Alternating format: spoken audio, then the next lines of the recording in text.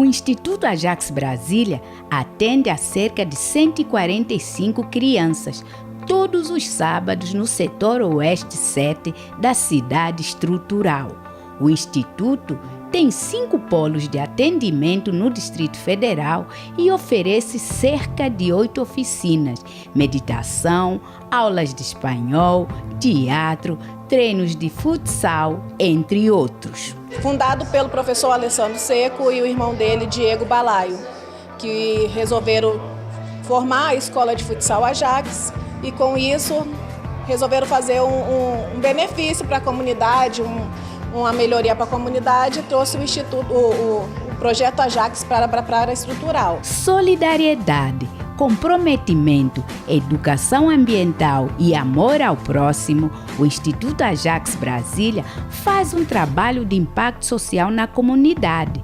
Além das crianças, são atendidas mais de 123 famílias. Eu acho muito importante porque ele está tirando as nossas crianças da rua, né? Em primeiro lugar, inserindo as crianças na sociedade. A criança tem um espaço bom para brincar, ela não sai, estando aqui no projeto, ela não está nas ruas. Antigamente também era muito sedentária, eu queria ficar em casa, mexendo no celular, essas coisas. Hoje, todo sábado eu tô aí, mudou de um jeito minha vida, de uma certa forma, que toda vez que eu saio de casa, é determinada a chegar aqui e melhorar bastante, e todo dia eu tô aprendendo coisas novas aqui. Com ações que transformam de dentro para fora, o projeto Ajax na Estrutural conta com diversos prêmios conquistados na raça por atletas natos, mas mais que prêmios e para maior fortalecimento, além de diversos parceiros, conta ainda com 15 voluntários que doam seu tempo para colaborar com ações que fazem a mudança na comunidade. Em nome de Jesus, cantando da Liga Luz, na amor, na esperança. Em nome de Jesus, na Liga Luz, na amor, na esperança, na liberdade do altar. Em nome de Jesus, morreu por nós na cruz do Calvário, lavou nossos pecados, morreu por grande amor. Em nome de Jesus, está voltando meus amados. Salve, salve, quebrada estrutural, atividade de Amilão, cantando na empolgação, rogando o time do Ajax. Sou pessoa antes do Ajax, depois do Ajax, né? E o principal que me ativou e me emociona é onde a gente deixa de falar e começa a fazer. A gente veio para ensinar algo, mas aprende muito mais, mestres e alunos o tempo todo, né? Então isso mudou muito a vida, né? Para a gente sair da teoria, sair das reclamações e ir para as ações, né? Então mudou tudo, assim, mudou. É como tá aqui nesse. Fazendo a missão, é algo de missão, que é de todos nós mesmo, assim, né? Ame o teu próximo, a mudança vem, de dentro pra fora, não julgue, jamais, liberdade, na cabeça, nós somos o que sonhamos.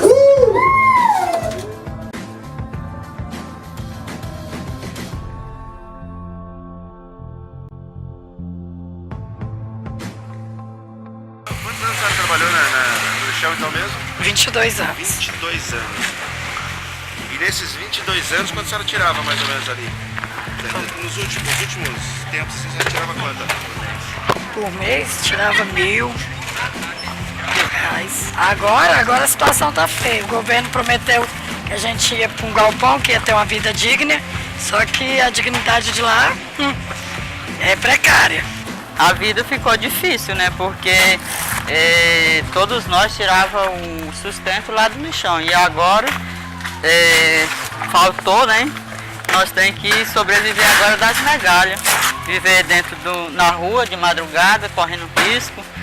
E o governo prometeu mundos e fundos e nós estamos aí, passando praticamente fome, né? Tem muitos aí que amanhece o dia nem um pão para comer tem. Eu não tiro o sustento que é o suficiente para pagar as contas, né? E manter a casa, a família. Eu moro numa casa da minha tia de favor, que era o que eu pretendia, né? Começar minha casa agora, mas com o fechamento do lixão não deu. Lá nós estamos tirando R$ 27 por semana, trabalhando igual um escravo, tirando o rejeito na mão. Na verdade agora você é escravo do SLU. Isso, nós somos escravos da SLU. R$ 20 por semana. Aí quem tem 2 filhos, como é que sustenta? Agora é cada um por si e Deus por todos. tem que caçar meio de sobreviver de qualquer forma. Emprego que ele disse que ia dar para quem ficasse fora do galpão, vive todo mundo desempregado. E agora? Vai fazer o quê? Roubar?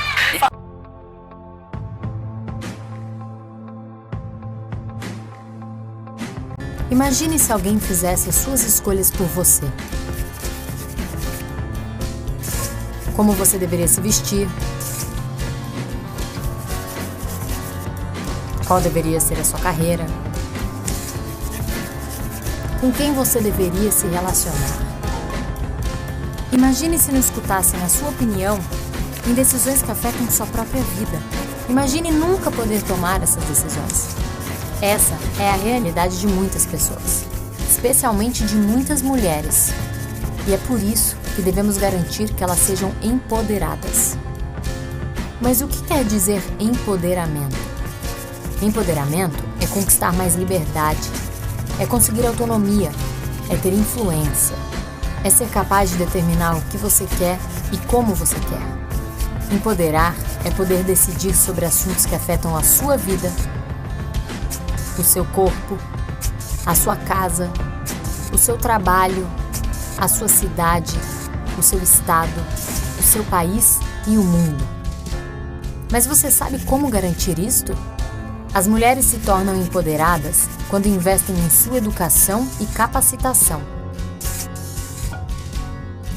Quando conhecem os seus direitos e reconhecem as suas responsabilidades. Quando têm voz ativa para expor o que pensam e o que querem. Quando tomam decisões sobre o seu próprio corpo e decidem se querem ser mãe ou não. Quando ocupam espaços de poder e decisão. Quando decidem qual carreira trilhar e recebem um salário justo pelo que fazem. Empoderar as mulheres é permitir que elas sejam quem quiserem.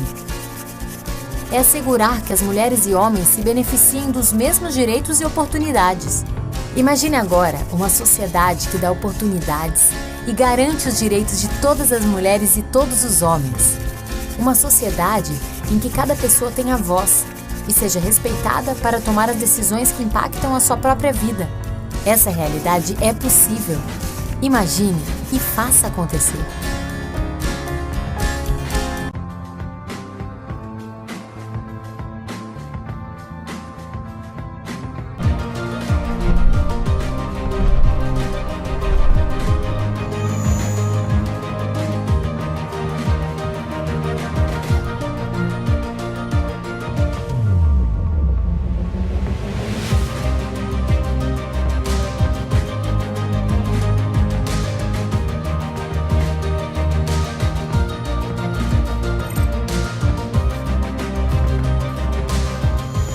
A indústria 4.0 ela é caracterizada pela integração das diversas tecnologias, tanto física quanto digitais. Então estamos falando do ponto de vista de analytics, de computação cognitiva, de robótica, de IoT, todos esses conjuntos que fazem a transformação para a indústria 4.0.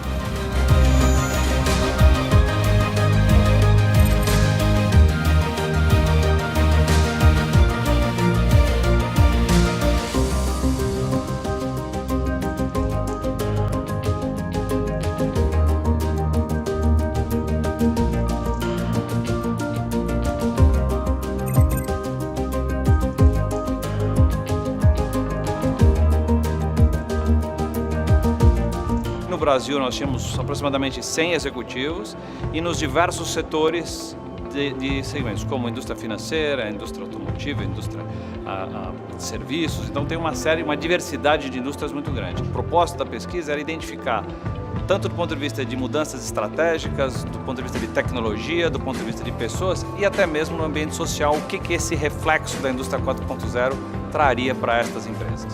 O entendimento da quarta revolução industrial ela é muito mais do que simplesmente tecnologia. Ela passa por um novo mindset, por uma nova condição de interpretar o negócio tecnológico.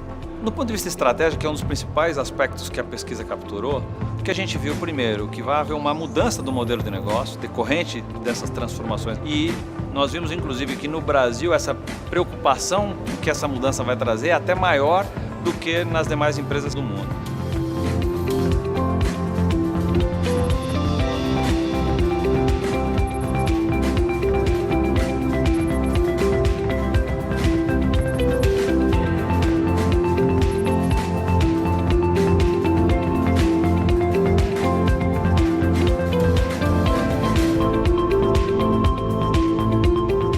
As empresas aqui no Brasil têm uma preocupação até maior do que as outras empresas no mundo em relação ao risco cibernético. Quando a gente fala de indústria 4.0, de quarta revolução industrial, as ferramentas são muito importantes, notadamente as ferramentas de TI, que são as responsáveis por esse avanço. Dois aspectos que chamaram a atenção em relação à tecnologia. Primeiro foi como é que essas empresas estavam preparadas desse novo modelo de tecnologia em relação a clientes e fornecedores. O que a gente viu é que menos de 30% das empresas hoje estão preparadas de fato nesse novo contexto de relacionamento com clientes e fornecedores.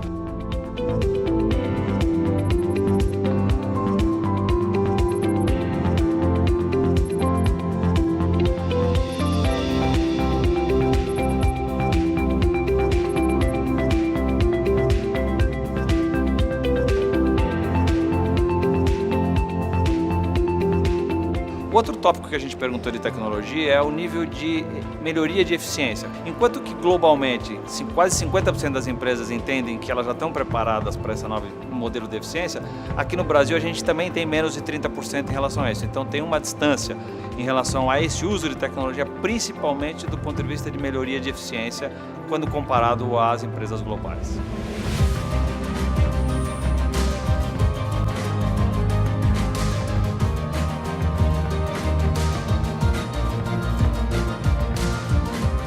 A indústria 4.0 trará certamente impactos positivos. No ambiente industrial, primeiro, a competitividade a nível global, no caso do Brasil, é não perder esse trem, poder competir com o resto do mundo em condição de igualdade. Segundo, a customização, alta customização, a ponto de você ter o seu produto no tempo que você quer e como você quer. E novos perfis profissionais. No caso de força de trabalho, tem alguns aspectos relevantes que a gente observou. Por exemplo, no caso do Brasil, a gente viu que mais de 90% das empresas consideram que estão fazendo todos os esforços necessários para já adequar essa força de trabalho a essa nova realidade. Em contrapartida, o que nas empresas globais esse índice é menor. Em compensação, existe uma preocupação maior lá fora em relação à adequação desse novo modelo de negócio. Por quê? Vão mudar os formatos de contrato de trabalho, você vai ter uma situação específica da qualificação dessa mão de obra, você vai ter profissionais com tipos de competência diferentes que hoje você não tem. Então essa preocupação nos parece até maior lá fora do que aqui.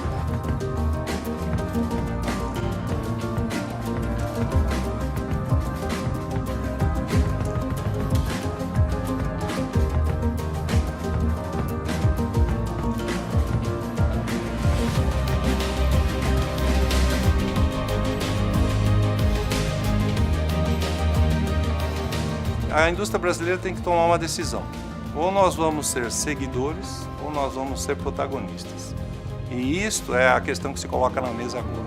Ou a gente parte definitivamente com um projeto sério de nível educacional, que será complementado por competências tecnológicas, para que a gente não perca esse ritmo do mundo. Não é uma questão de modismo, é uma questão de sobrevivência. Muitas vezes as empresas confundem um pouco em relação a que a mudança tecnológica, a indústria 4.0 é só uma adoção de novas tecnologias. Não, ela é uma mudança do cenário econômico, ela é uma mudança da estratégia de posicionamento. Essa transformação, no nosso entendimento, ela é muito grande. Em alguns setores ela já acontece claramente, outros ela vai afetar indiscutivelmente. Então não é mais uma questão de se ou não vai afetar, mas é quando e o impacto que isso vai gerar.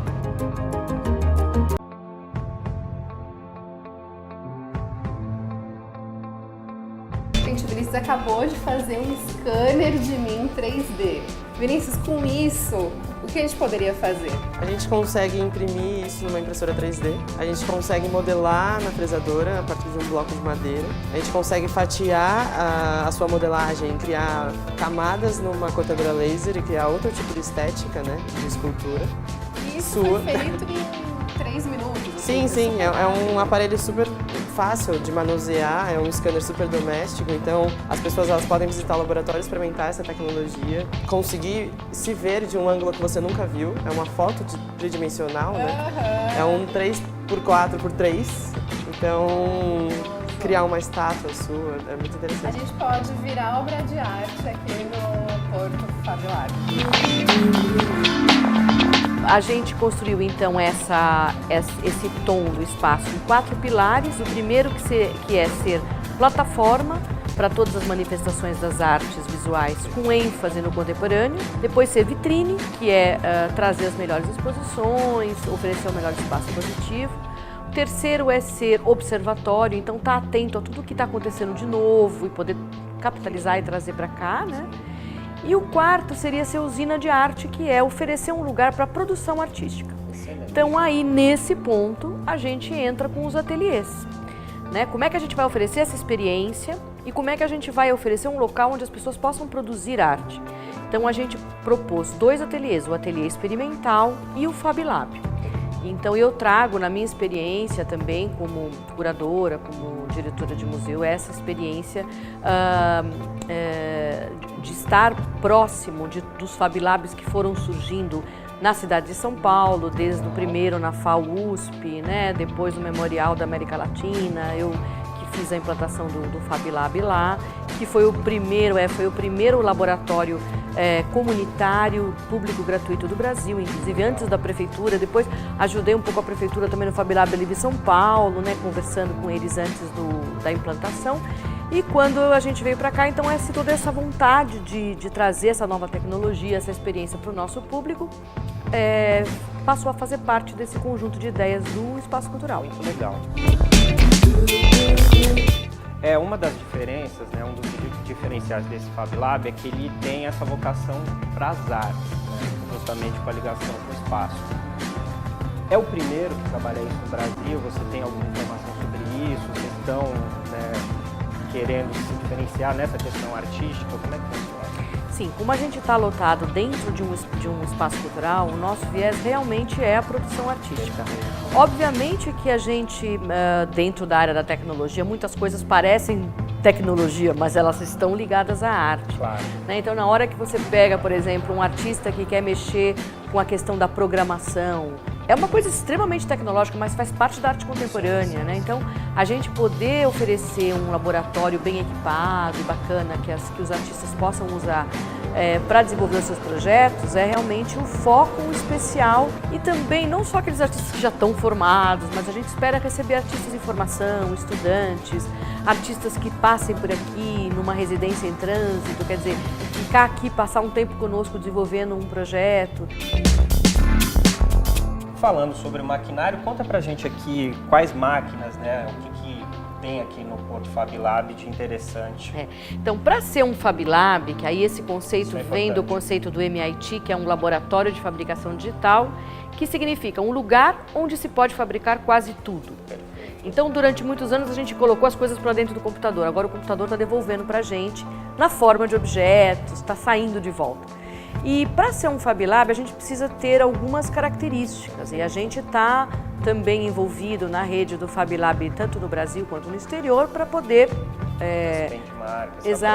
fazer essa troca. A primeira coisa é que a gente tem que estar em rede. Um FabLab não existe sozinho, ele tem que trabalhar em conjunto com os outros. Então, exatamente. E a gente então está em contato com os outros laboratórios. E as máquinas que são específicas do FabLab, então ele tem que ter a impressora 3D, é obrigatório que tenha. Nós temos 2 impressoras de extrusão, que é uma coisa que seria como uma cola quente. Você tem o plástico aquecido e ele é injetado e ele vai se colocando, vai moldando como nessa peça, colocando as várias camadas e forma a peça que foi escaneada antes, foi feito o desenho para essa impressão. A gente tem desse modelo, a gente tem dois tipos. Um tipo que é um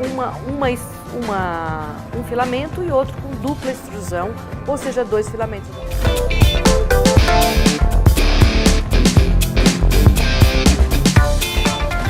Tipos de impressoras, né? Tem com um filamento e com 2 filamentos. Como que funciona?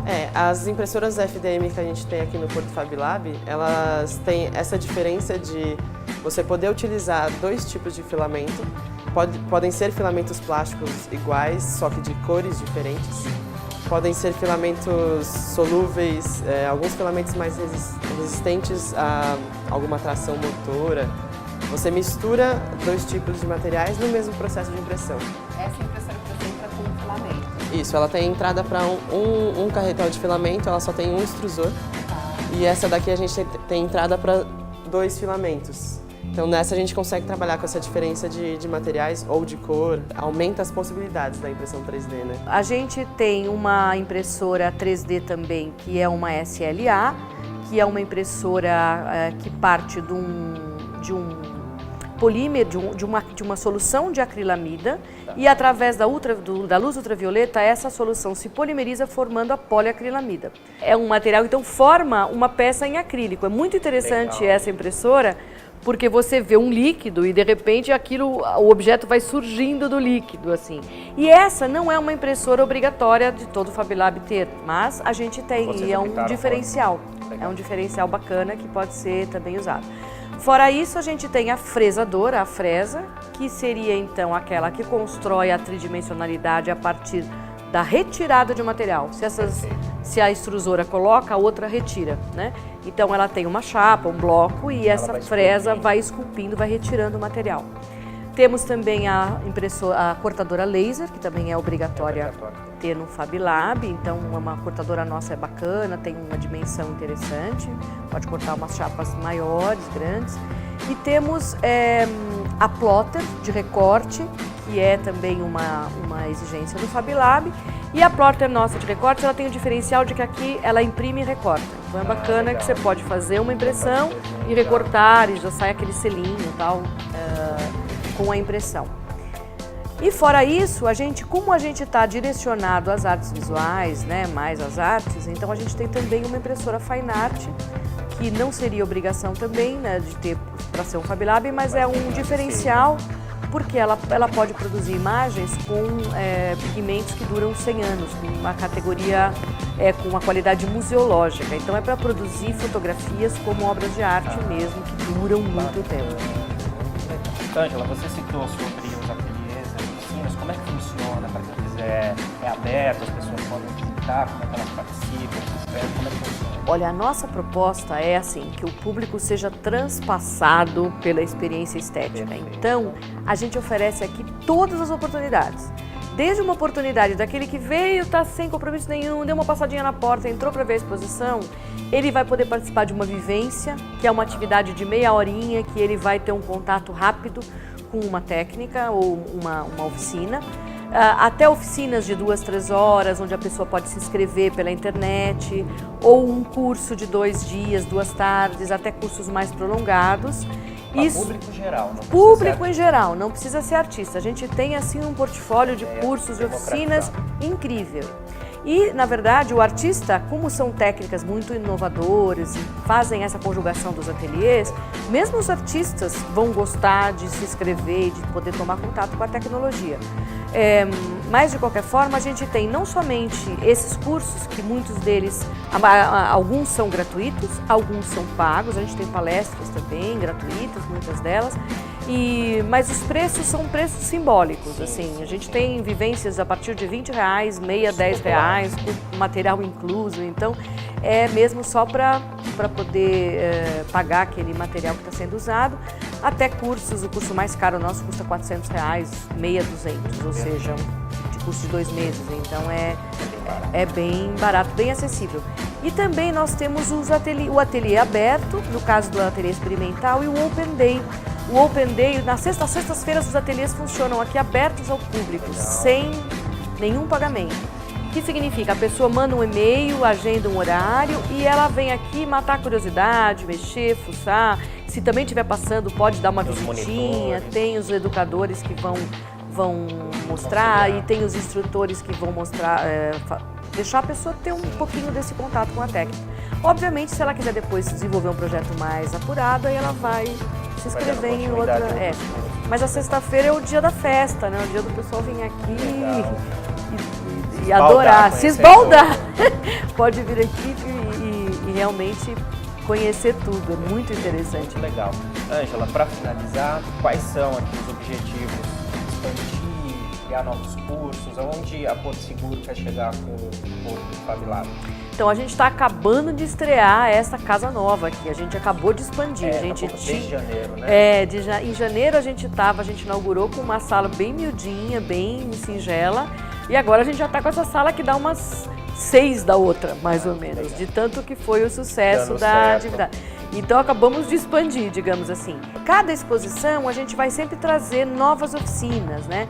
Por exemplo, agora a gente está com uma oficina que é o cianótipo. Então, uma coisa muito interessante, que é uma técnica que você vai sair do digital para ir para o analógico, ao contrário do que seria o, né?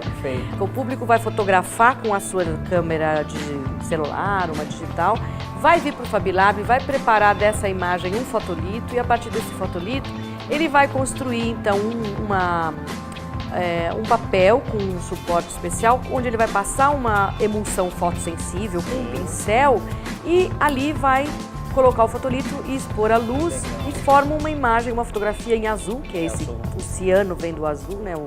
O azul vem, né, o nome do cianótipo, com o formato da pincelada. Então é uma coisa assim que é dos primórdios da fotografia, juntando os dois ateliês. Então esse é o nosso foco, assim, bem presente nessa exposição do Prêmio de Brasil de Fotografia. Bom, esse foi o nosso programa especial da TV Cultura aqui no Porto FabLab. Mais informações nós vamos colocar disponíveis no nosso vídeo. Queria agradecer muito a Ângela e todo o pessoal aqui. E esse foi o nosso programa especial no Porto FabLab. Inscreva-se em nosso canal, curta e compartilhe. FabLab é um laboratório de fabricação de metal.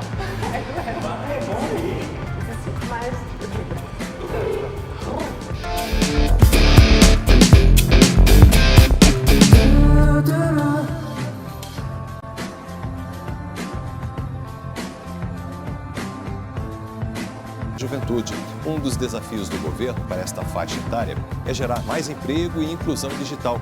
Para isso, foi lançado o projeto Espaço 4.0 da Secretaria Nacional da Juventude. A Pesquisa Nacional por Amostra de Domicílios, PNAD contínua do IBGE, revela que entre os 47,3 milhões de brasileiros de 15 a 29 anos, 23% não estudam e nem trabalham. Os números são referentes ao ano passado. Numa tentativa de mudar esse cenário, foi lançado o projeto Espaço 4.0, que é piloto e contempla 28 municípios neste primeiro momento, de norte a sul do país. O público-alvo são pessoas com idade entre 15 e 29 anos que vivem em comunidades carentes. A ideia do governo federal é que, por meio da inclusão digital, milhares de jovens tenham a oportunidade de entrar no mercado de trabalho. Nós acreditamos muito na capacidade e na criatividade dos nossos jovens. E acreditamos que o trabalho é, sim, o melhor programa social a se oferecer.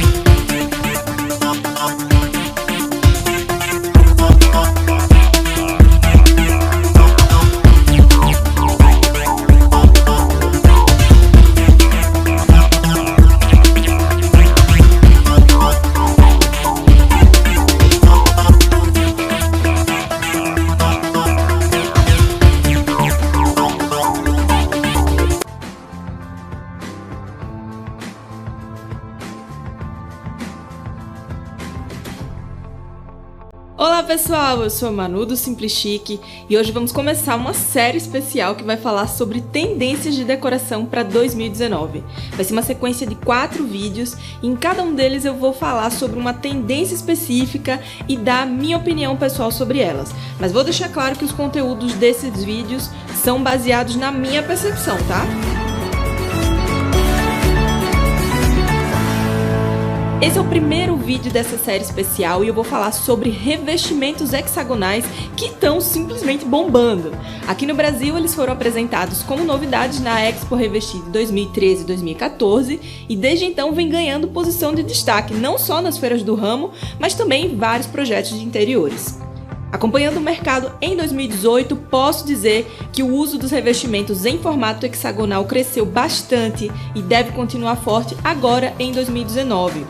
Muita gente associa o desenho hexagonal ao estilo retrô, já que esse formato foi muito usado nas décadas de 40 e 50.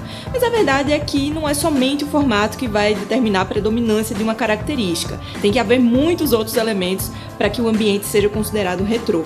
Então nem se preocupe, ele combina bem com os mais variados tipos de decoração, desde as mais tradicionais até as mais moderninhas. Uma coisa que você precisa ter em mente é que por causa do desenho com 6 lados, vai haver uma necessidade muito maior de recortes na hora do assentamento, o que não acontece com formatos tradicionais.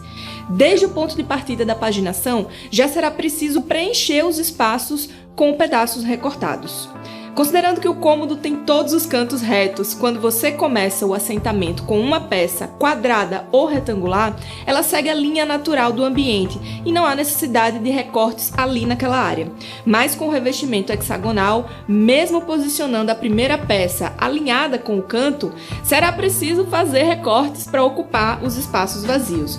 Por isso, ele vai dar um pouquinho mais de trabalho. Seu formato diferenciado é uma ótima alternativa aos tradicionais quadrados e retangulares e permitem composições bem mais interessantes, na minha opinião. Agora eu vou dar algumas dicas de uso do revestimento hexagonal para inspirar você a colocar aí na sua casa. Se você gosta de uma ambientação mais discreta, a melhor opção é usar o revestimento de uma cor só, seja no piso ou nas paredes. O fato de usar a mesma cor vai disfarçar a quantidade de linhas entre as peças e o uso da junta seca vai ressaltar ainda mais esse disfarce. Se você não sabe, junta seca é quando a gente assenta as peças bem encostadinhas umas das outras para que não seja preciso usar rejunte entre elas. Ainda no mesmo raciocínio da cor única, outra opção é usar apenas algumas placas como proteção de respingos na parede. É uma solução belíssima para usar em banheiros, protegendo a área atrás da pia e também na cozinha, perto da pia ou de fogões. Só nisso, o revestimento já ganha destaque e ele mesmo vai se tornar um elemento decorativo do ambiente. Aliás, aquela área ali da parede atrás da pia na cozinha também pode ser completamente preenchida por um revestimento hexagonal. Minha sugestão é trazer um pouco de cor ao ambiente, escolhendo um modelo de ladrilho ou azulejo que seja colorido ou que tenha uma estampa. Os geométricos permitem várias composições diferentes usando um mesmo modelo. O desenho vai se formar dependendo da paginação que você escolher. Também dá para mesclar cores diferentes e criar uma mistura aleatória entre as peças. E outra maneira interessante de trabalhar o formato movimentado do hexágono é revestir a parede até um certo ponto, deixando na pintura no restante. Minha dica, claro, é fazer um jogo de cores contrastantes entre a superfície do revestimento e a pintura de parede. Usar uma cor mais chamativa na pintura vai destacar ainda mais o formato das peças e criar um ponto focal no seu ambiente. Mas se você quer explorar mais o formato do hexágono na paginação, uma sugestão bem diferente é paginar as peças hexagonais com taquinhos de madeira ao redor dele. O desenho criado lembra até aquela famosa trama de palhinha muito usada em móveis de madeira na década de 80 e que continuou super atuais. E por falar em mesclar tipos diferentes de piso, essa é uma das maneiras mais usadas atualmente e que, na minha opinião, fica muito linda. Nesse tipo de paginação, o revestimento hexagonal avança pela área do outro piso, num desenho orgânico e movimentado. Se engana quem acha que a área de piso tem que ser sempre retangular ou com o formato do cômodo. É a maneira mais óbvia de assentar piso, mas nem por isso é a mais legal. Já vi muita gente comentando que esse tipo de uso, em que as peças hexagonais invadem a área dos pisos de madeira, não deve ser muito legal para o cara que vai instalar esse piso. Mas, gente, sinceramente, se seu pedreiro reclama de um serviço porque ele vai ser trabalhoso, eu acho que você precisa urgentemente trocar de pedreiro. Esse tipo de paginação pode ser feita com pisos de madeira, laminados, porcelanatos e pisos de cimento. Todos eles podem ser recortados ou moldados para criar o efeito de encontro gradual com o revestimento hexagonal. O resultado é um ambiente bem moderno que foge do óbvio e que tem suas áreas de piso delimitadas de uma maneira diferente e muito mais interessante. E mais legal ainda é fazer com que o revestimento suba pela parede, dando uma ideia muito bacana de continuidade. Boa dica para alongar pé direito de ambientes baixos, já que a verticalidade é ressaltada nesse caso. Até as pastilhas cerâmicas ganharam versões em formato hexagonal. Eu penso que elas são as melhores opções para quem ainda insiste na pastilha, porque o desenho é muito mais bonito do que aquelas quadradinhas. Minha sugestão de uso das pastilhas hexagonais é revestir piso com elas. Dependendo do modelo escolhido, dá sim para fazer uma releitura atual do retrô. E se você quiser ousar um pouquinho mais, coloca nas paredes também. Fica excelente em banheiros e lavabos.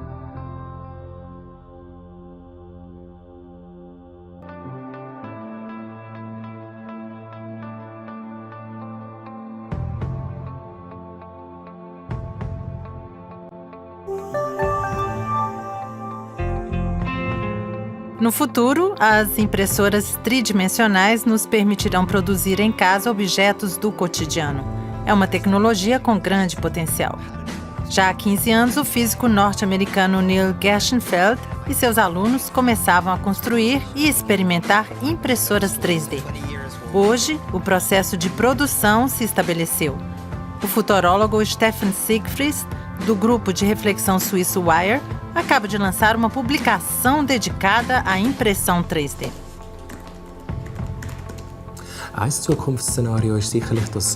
Um cenário futuro é que todos nós vamos ter uma impressora 3D em casa e vamos simplesmente imprimir tudo o que precisamos para o nosso dia a dia. Uma colher, um brinquedo ou um novo vaso. Outro cenário é o seguinte: para ter uma boa qualidade, você vai precisar de boas impressoras, o que será mais caro. Neste caso, as pessoas poderão ir para uma espécie de copiadora local, onde os objetos serão impressos por especialistas. Zurich já tem uma loja de cópias 3D. Essa máquina escaneia o corpo de uma pessoa de todos os ângulos com 8 câmeras. Após alguns retoques, os dados do modelo virtual é enviado para a impressora. Durante algumas horas, a impressora constrói o objeto camada por camada. Nesse caso, ela utiliza plástico que vem de um rolo e é fundido no interior da cabeça de impressão. Mas as impressoras 3D também podem imprimir cerâmica, vidro e até mesmo metal. Mas o futuro vai muito além disso. A impressora só precisa da substância certa. Uma equipe de pesquisa na Escócia está trabalhando na impressão de medicamentos. O objetivo é permitir que os usuários imprimam suas próprias pílulas para a dor de cabeça em casa. A indústria de alimentos também se interessa pela tecnologia. Pesquisadores americanos estão trabalhando na impressão de carne comestível usando vários tipos de células. As impressoras 3D abrem possibilidades, mas também perigos. Das Problem ist natürlich, dass genauso wie in der Vergangenheit jetzt Musikstücke digital kopiert werden. Como no caso de copiar música, agora podemos copiar objetos de marca, como bolsas ou sapatos. Outro problema é a responsabilidade do produto. Quando, por exemplo, alguém imprime uma cadeira ou qualquer móvel que fica torto, não está claro quem é o responsável. E uma vez que a tecnologia estiver disponível para todos, ficará difícil controlar o que as pessoas fazem com ela. Hoje em dia já é possível imprimir armas de verdade com as impressoras 3D. Mas ainda não chegamos lá e os especialistas estão divididos sobre a importância que a impressão 3D terá no futuro. De um lado, tem aqueles que acreditam que em 20 anos teremos essas impressoras em casa, que nós estaremos imprimindo até os nossos próprios carros. Outros acreditam que isso continuará sendo um fenômeno para quem gosta de bricolagem.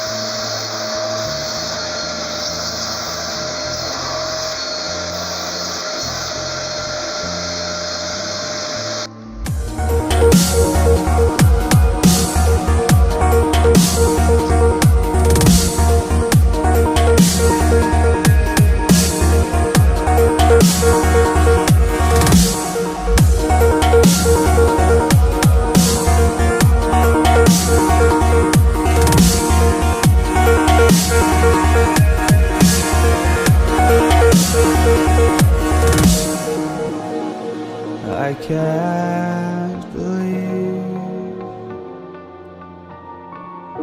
the night lay waste to all we'd given, but on it.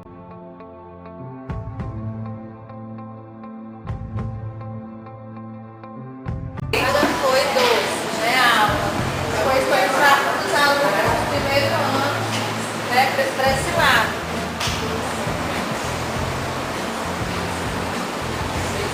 Vai para certo, né?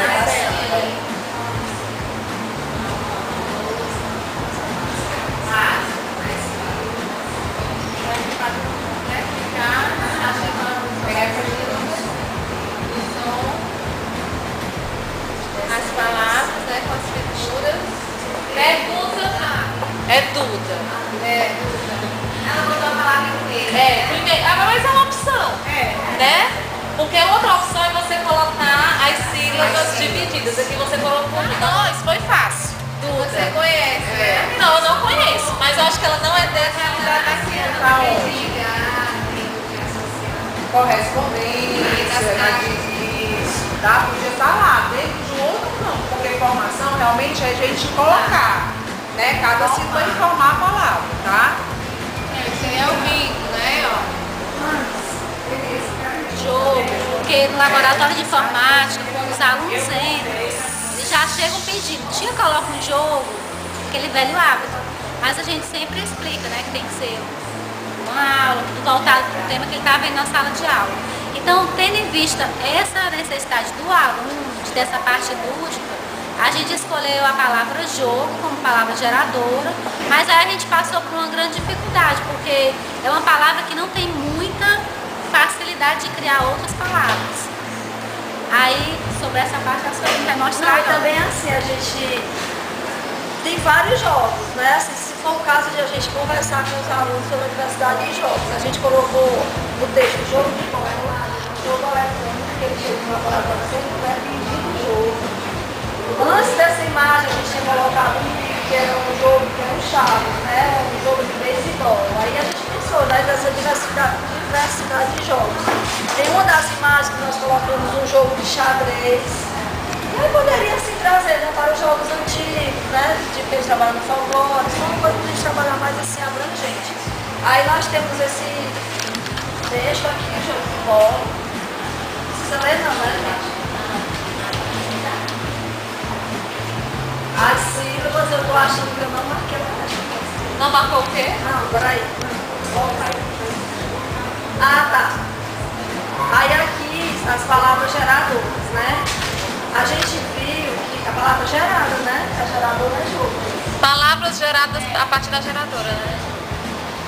Ah, eu tô com dificuldade. A primeira coisa que nós tivemos vontade foi de desistir da palavra jogo, mas aí a Viviane explicou pra gente que nós poderíamos agregar outras sílabas, como eu falo aqui no aula anterior. Poderia agregar outras sílabas, tendo em vista que ele já tinha um entendimento da complexidade do J, né? E do G. Tá? Aí no caso é o Gá. Peraí. Desculpa. Gá, o Gó e o Gão, né? Gá, Pra gente continuar com esse tema, só foi possível devido a essa possibilidade, a essa abertura que teve de inserir outras sílabas, porque realmente não é uma palavra rica.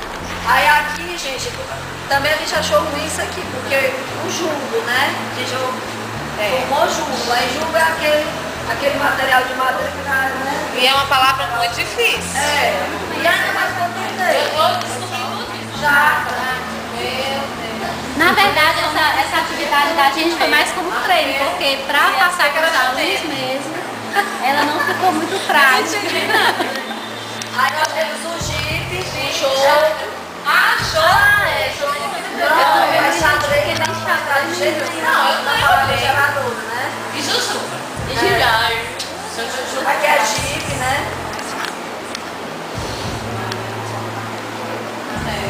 Isso aqui era para ser uma das primeiras.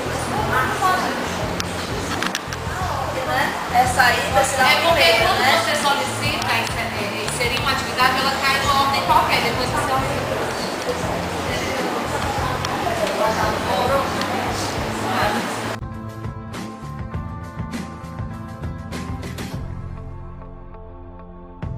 é importante somente para as crianças? Na evolução do homem, ele era no seu princípio Homo sapiens, quando ele tinha a sabedoria de se alimentar e de se repousar. Na Idade Média, durante a Revolução Industrial, temos o Homo faber, onde este homem ele tinha que produzir para a sua sociedade. Início do século XX, temos o Homo ludens, que é o homem lúdico, quando ele tinha que gerar prazer e alegria. Pois bem, então o que seria uma atividade lúdica? Seria uma atividade que gera no ser humano este prazer e essa alegria, o que nos dá a uma frente chamada divertimento. Então devemos pensar cada vez mais nessa diversão em todas as faixas etárias. Enquanto bebês, nós temos as atividades vinculadas às músicas, as atividades sensório-motoras e as atividades realizadas juntamente com a mamãe e com o papai. Nas atividades de 3 a 6 anos, temos as atividades artísticas, que são aquelas contempladas pelo cinema, pelo teatro, pela dança, pela música, então rodas cantadas, contação de histórias. Temos as atividades manuais, que são aquelas na qual a gente tem a fabricação de algo, como por exemplo uma oficina de artesanato, uma oficina de argila, e temos as atividades consideradas físicas, que são as atividades expressadas por meio dos movimentos. Nas atividades de 7 a 12 anos temos uma quebra, ou seja, essa criança era egocêntrica quando ela brincava mais por ela mesma e depois ela vira um ser social, ou seja, o grupo faz cada vez mais sentido. Aos 7 e aos 12 anos temos os jogos coletivos, temos as práticas intelectuais e temos os encontros, que são as ações sociais. Na adolescência, nós temos como atividades lúdicas principais as atividades sociais permanecem, as atividades físicas e as atividades virtuais. Surge aí a necessidade, então, da interação deste adolescente com o mundo virtual. Na fase adulta, temos 3 tipos de atividades que são as principais para essa faixa etária. Há uma necessidade da busca pela saúde por meio das atividades físicas, temos as atividades consideradas turísticas, que são as viagens e os passeios, e temos também as atividades vinculadas ao intelecto, que são as leituras, que são os estudos. Então cada vez mais devemos pensar neste caminho.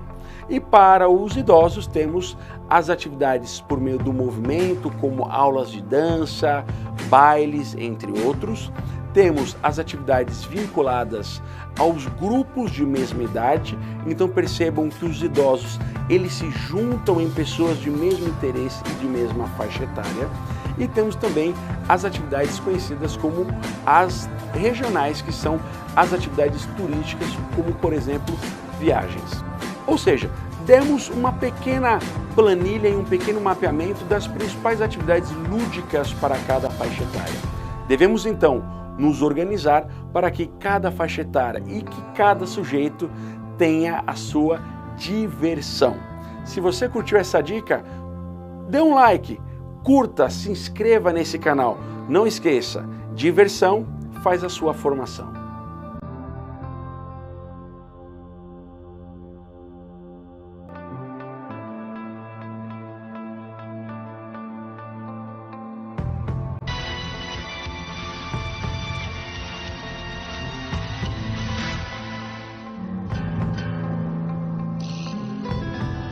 Passava de um arrabalde no caminho para Brasília. Quando você chegou aqui, tinha alguma coisa aqui em volta? Não, isso aqui era um cerrado, só mato, plantas nativas mesmo do cerrado. Em 15 anos, Águas Lindas de Goiás pulou de meia dúzia de chacareiros para 200.000 moradores, com todos os problemas que o crescimento desordenado traz. Até que a cidade poliu um castelo. Qual é que é a ideia desse castelo aqui? A gente queria fazer uma fachada diferente, né? E econômica, né? Essas 2 torres, 2 banheiros, né? Um feminino e um masculino. Aquelas outras 2 torres, as caixas d'água. E no alto do castelo, um cavaleiro espia a cidade. Eu vou fazer até o guardião do castelo. Isso é o Espança ali, né? É, isso é o Espança. O parceiro do Don Quixote.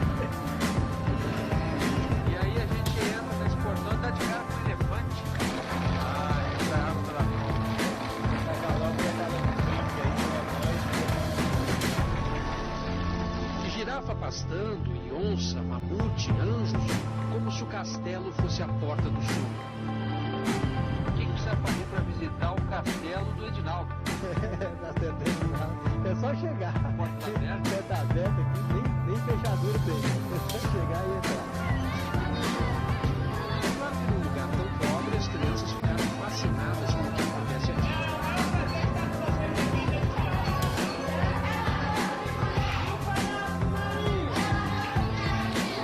Justamente o que ele queria, atrair as crianças, fazendo a fantasia um estímulo para mudar a vida concreta. A miséria em volta o incomodava demais. Incomoda até hoje. É por isso que a gente tem mais vontade de estar fazendo alguma coisa, de estar tentando ajudar, tirar uma criança da rua, ensinar ele alguma coisa, já que fica um pouco mais difícil, por exemplo, a gente saber que uma criança pobre, no lugar desse, vai tornar-se um médico, um advogado. É possível, mas é mais difícil, né? Edinaldo tem urgência. Para ele, criança não pode esperar. De tanta pressa que tem, aprendeu a pintar com impressionante rapidez. Bastam 5 minutos e mais um quadro já pode ser vendido para financiar seus projetos. Primeiro foram as aulas de capoeira, mas já tem novidade vindo aí. Estamos montando uma biblioteca, né? Já com quase mais de 3.000 livros, que acabamos de organizar. E estamos se preparando também para montar um telecentro, né? Computadores, para a meninada poder acessar a internet. E o cinema? E o cinema. Também temos o cinema, né? Uma tela branca pintada na parede do salão. Nasceu o único cinema de Águas Lindas. A chácara inteira é uma usina de ideias. 10 famílias de artesãos moram aqui com total liberdade para criar. Aqui nós não temos assim nenhuma regra, não. Essa molecada mora aqui? Tem uns que moram, esses aqui moram aqui, né? É daqui da chácara. E aí, pessoal? É uma ilha verde dentro de uma cidade que já foi considerada uma das 10 mais violentas do país. Ainda assim, nunca sequer um alfinete foi roubado aqui, mesmo sem muro algum, mesmo sem restringir a entrada de ninguém. É melhor que seja, né? Se não for, tem que ter pelo menos disposição de aprender, né? Disposição é o que este grupo de adolescentes tem de sobra. Nesta oficina, eles fabricam placas de trânsito e, quem sabe, a possibilidade de um novo futuro. A gente consegue ensinar os meninos a arte de serigrafia, né? Que eles aprendem a serigrafia, a marcenaria, né? Aprendem a pintar. E, ao mesmo tempo, a gente consegue atender a necessidade do município, sendo preço muito barato, porque a maioria das placas aqui são material reciclado. Pedaços de geladeira, de fogão, de carro, tudo virando placa. É bom negócio para todo mundo. Sem contar o valor, digamos, humano que tem na história. Se não está na rua, fazendo o que não deve. E assim Águas Lindas ganhou suas primeiras placas de sinalização. E Edinaldo, ganhou o quê? Você não acha que vai ter gente assistindo você na televisão, dizer essas coisas todas e dizer, mas não é possível. Deve ter alguma coisa por trás disso. Mas tem alguma coisa por trás disso, ele não está errado, né? Tem uma coisa por trás e uma das coisas melhores que pode existir no mundo, né? Que é o amor. As pessoas às vezes estranham, não compreendem, né? Mas o meu sonho é que um dia todos compreendam, né? E amem também muito, né? Para poder continuar fazendo alguma coisa também. O castelo de Edinaldo talvez explique as pequenas vitórias que a humanidade consegue contra o seu lado sombrio e a capacidade que o bem possui de se multiplicar. O mal se espalha na superfície, enquanto que o bem é algo mais profundo no ser humano. Então é expansivo nesse sentido de que ele contagia um ambiente em que as pessoas são incentivadas a se doarem. Muitas vezes acontecem coisas maravilhosas.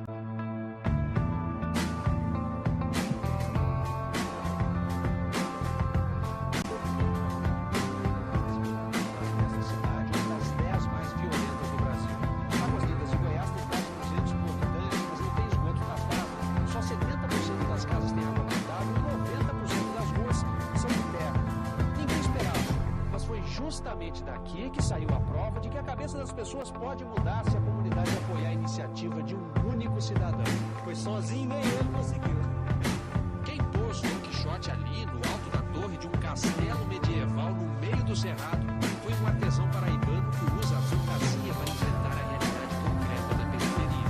Elas vêm tudo destruídas, não tem uma lugar mesmo. Sob uma lona rota de circo,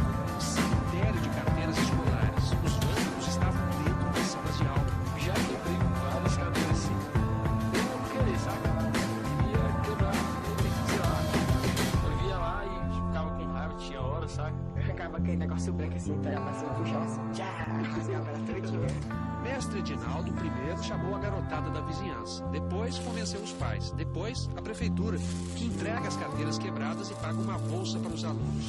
São eles que consertam, mas todo mundo ajudou, como tem de ser. O futuro dessa juventude aí depende muito deles, mas depende também da sociedade, da família e do governo, se eles vão ser um cidadão ou se eles vão virar bandido amanhã. Desse novo ofício que eles aprendem sai uma nova concepção de vida e comunidade. Aí eu vi a dificuldade de como é o trabalho de reformar elas. Desta oficina, todos os dias, nasce uma nova sala de aula para o município. É pouco? Pergunte ao